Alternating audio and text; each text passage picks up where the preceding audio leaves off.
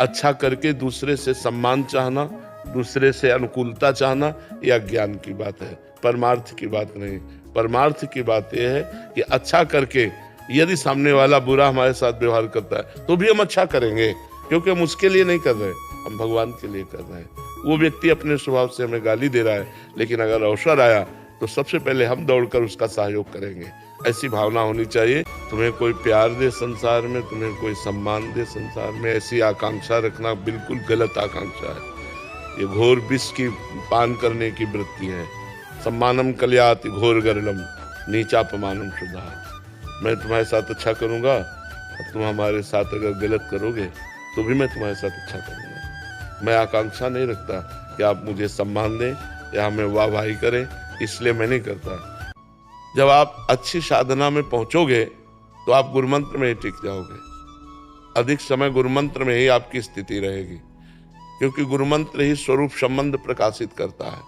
नाम जप की कृपा से गुरुमंत्र मिलता है और गुरुमंत्र की कृपा से स्वरूप संबंध, सेवा संबंध जो हमारा प्रिय दास्य भाव, वात्सल्य भाव, सख्य भाव, गोपी भाव, सहचरी भाव संबंध जो है वो मंत्र से प्रकट होता है। तो सुनने का क्रम यही है कि जो महापुरुष बोले उसके नीचे बैठ करके उस पर दृष्टि मिला के और फिर सुना जाए।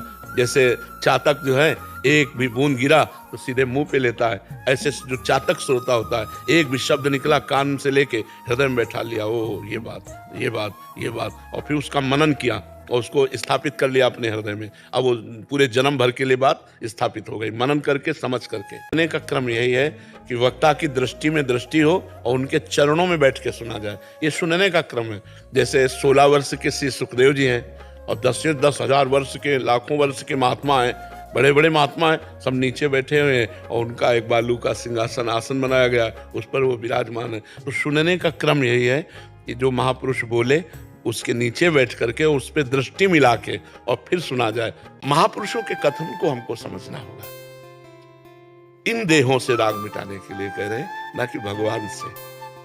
जब भगवान में प्रेम हो जाता है तो सुंदरदास जी ने लिखा है, न लाज तीन लोकन की, न वेद को कहो करे, न शंख भूत प्रेत की, न देव जच्छते डरे, सुने न कान और की, दृश्य न और इच्छना।